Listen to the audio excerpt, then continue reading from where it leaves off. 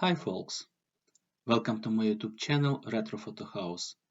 Today I would like to talk about very interesting Soviet telephoto lens and its development with time past. This lens is Tair-11 series. In my review I will compare three versions of this lens from very early on one dating from mid-50s till the most recent one which was in production till the end of 80s. So what is Tair-11 lens? This is designed and produced in USSR telephoto lens with 133 mm of focal distance, later increased to 135 mm standard in Tair-11A model. It features original design created by outstanding Russian optician David Volosov, consisting of 4 optical elements in 3 groups. Name Tair is derivative of Althea star, Alpha of Aquila constellation, but without Arabic prefix L. This lens was created in 1955 and already in 1958 on the Brussels World Expo it was honored with Grand Prix award. Since then, some of copies carry the sign of the body, like pictured here. The main feature of this lens series is that all three models have 20 blades iris, allowing to get very nice round bokeh. This short video shows bokeh behavior at all aperture values. As you may see, it is perfectly round through all f-stops.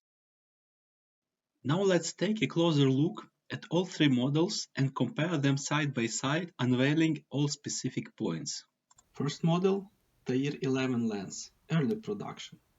133 mm focal length, f2.8 fastest aperture and f22 slowest.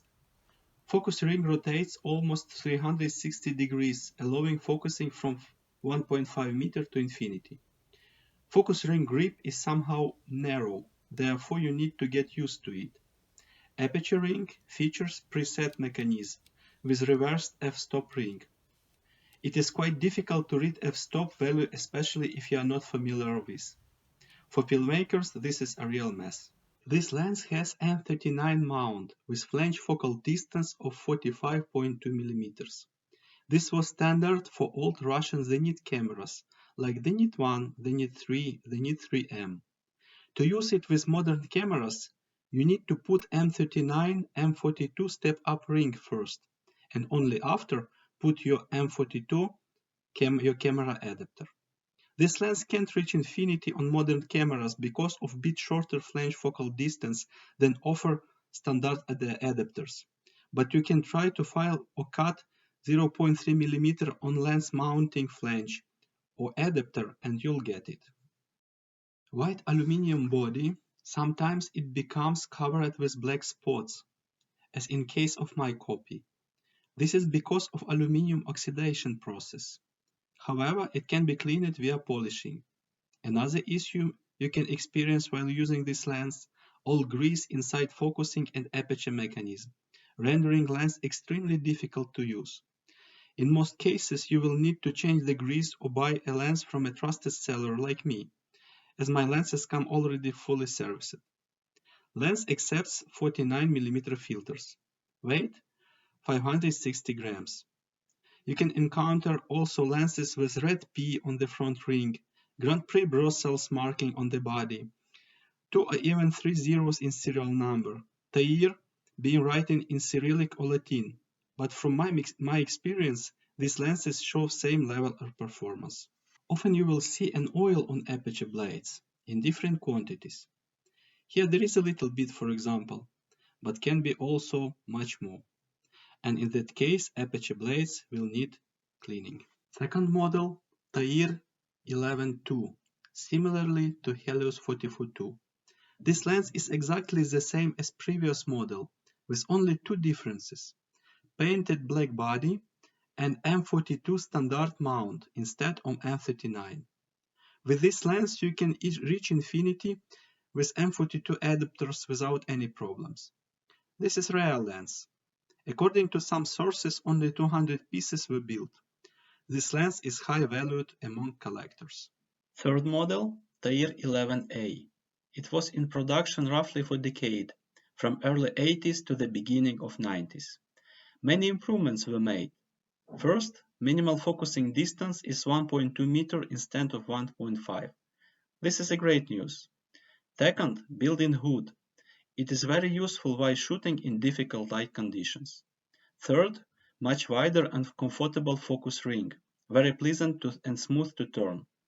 And what is really important, they changed a grease formula, so still after 30 years after production, ring is so smooth to operate in majority of cases. Fourth, interchangeable lens flange. Please take a look. There are 3 screws on the side. By losing them, you can remove it and change to Nikon F mount if needed, with preserving full flange focusing including infinity. The flange looks like these photos.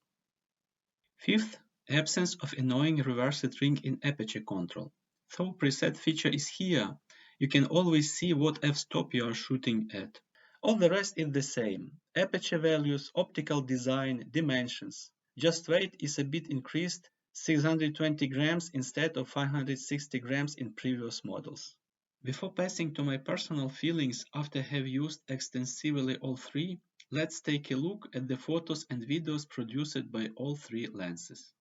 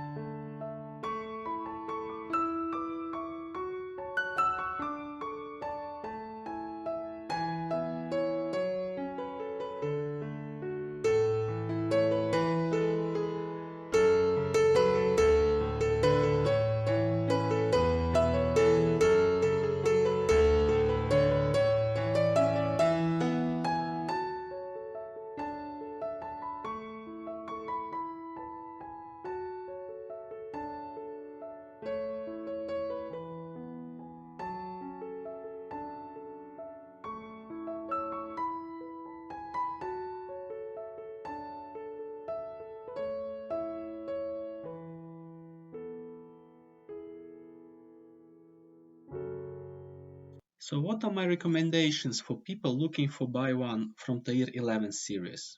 In fact, there are only 2 options, silver one Tair-11 and black one Tair-11A. Tair-11-2 is expensive and really rare to find. I had really a chance to get it, but optically it is the same as 2 others. Tair-11 is cheaper and more difficult to find in decent condition, as it is very old.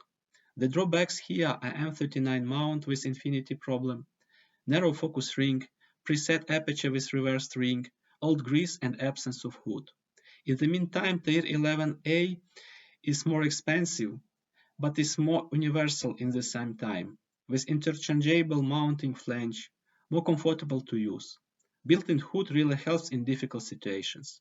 Optically, I did not find any major differences between 3.